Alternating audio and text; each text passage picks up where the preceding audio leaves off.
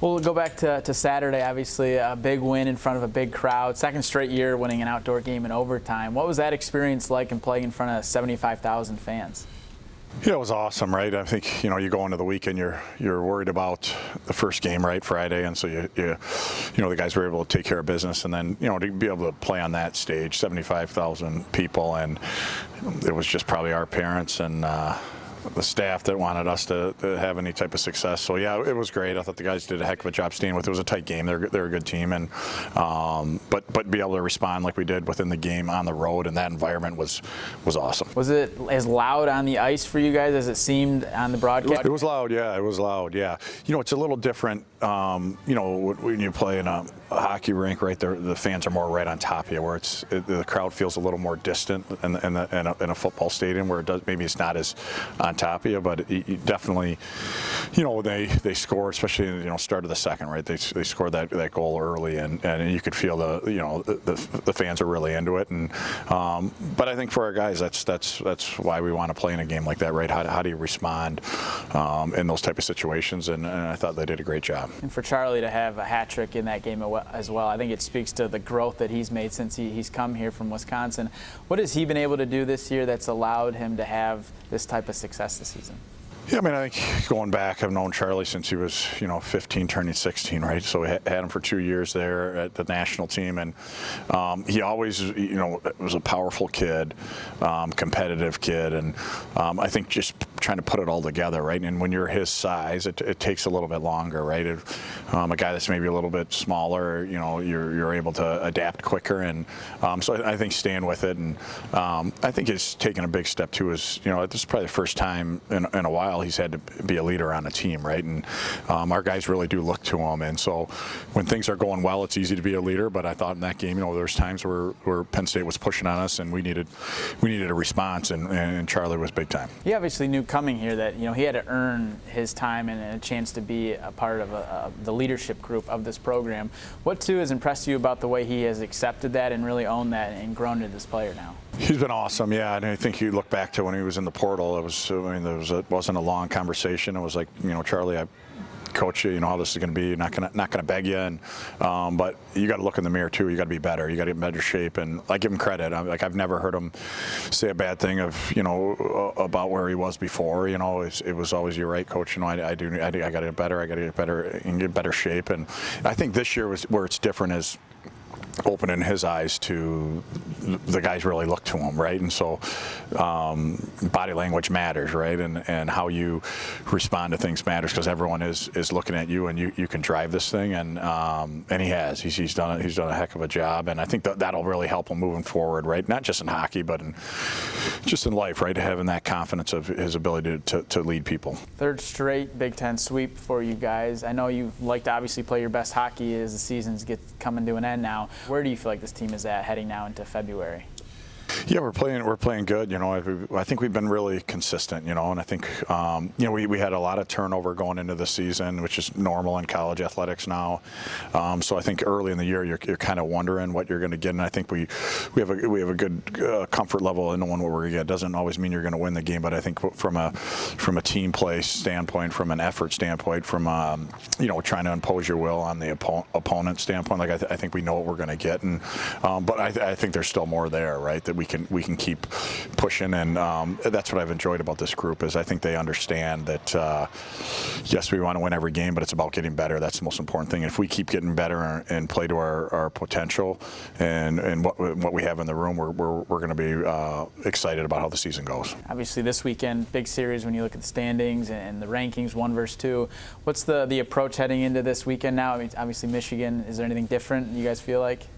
Yeah, it's probably going to sound boring, but we don't really look at standings or rankings. We don't have a standings board in our locker room. We're focused on getting better and then playing our best on the weekend, right? So we got a couple more days of practice here. Make sure we practice and get better, right? I think that's important this time of year, right? You can try to trim things back, but I think we owe it to our guys. We got to keep growing, right? And so we got to keep pushing and then take advantage of one of the many great things of playing at Michigan State is having a rival, right? And it pushes you, and we definitely respect their program, and the season they're having, and but we feel like we're having a good season too, right? So it'll be a great test, and I know the guys are looking forward to it. To go from playing outdoors to now playing in the largest indoor crowd that you're going to see all year with that Duel in the D Saturday, what is that event always like for you every year to go down there and play Michigan?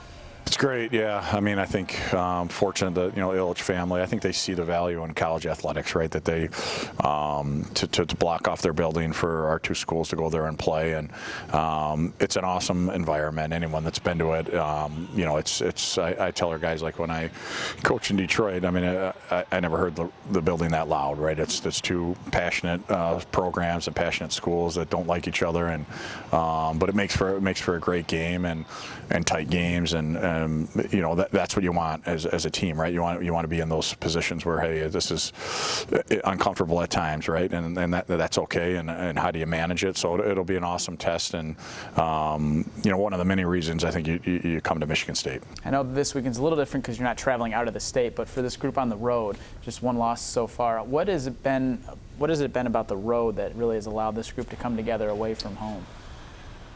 Yeah, I mean, I think I think the way we play kind of travels with you, right? I think that we play team hockey.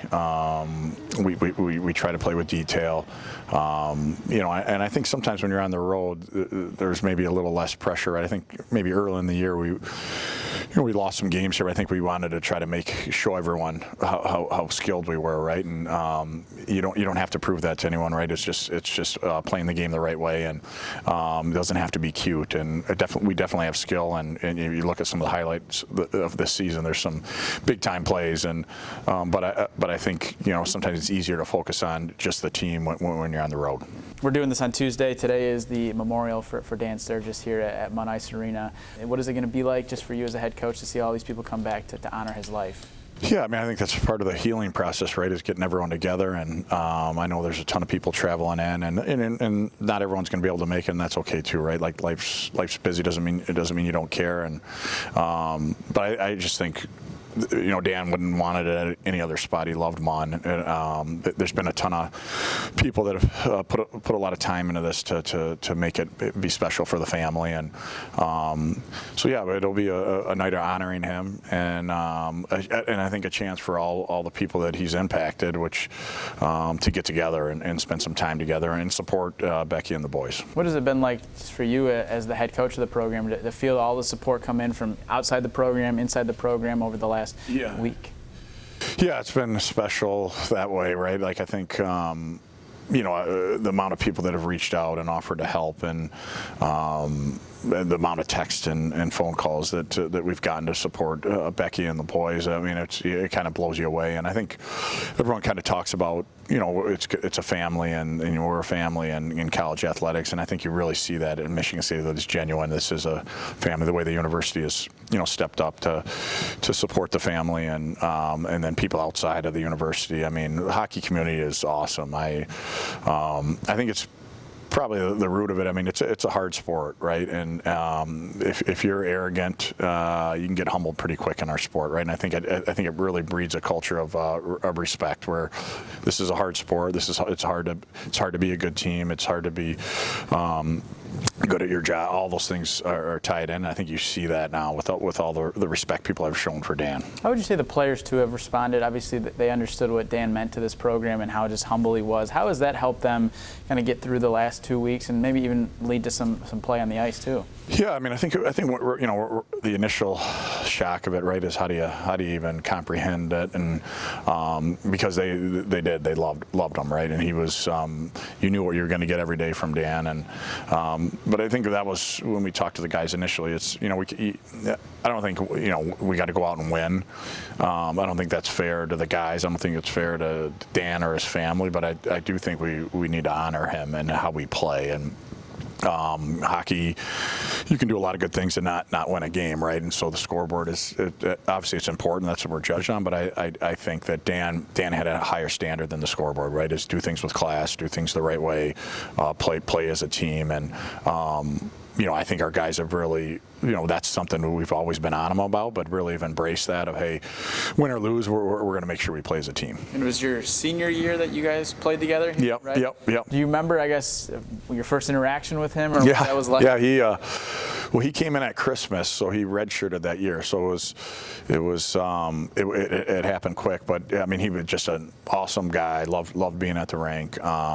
Great teammate. And, I think he was getting acclimated to, you hop in at Christmas time and on a college campus. But, for him, I mean, he was the 19th member of his family to go to Michigan State. I mean, you talk about a guy that literally bleeds green, and so I really enjoyed that and stayed in contact after. And obviously when he got into coaching, and feel fortunate that, when I got here, he was here. It really helped me adjust to being here, and he was so loyal. I think that's one of the most important things when you're looking at people, right? Is like hockey's not that complicated, and there's a lot of different people that have knowledge, and he was great at his job from a tactical standpoint and all those things. But I think his best quality is how loyal he was, right? And that'll be hard to replace.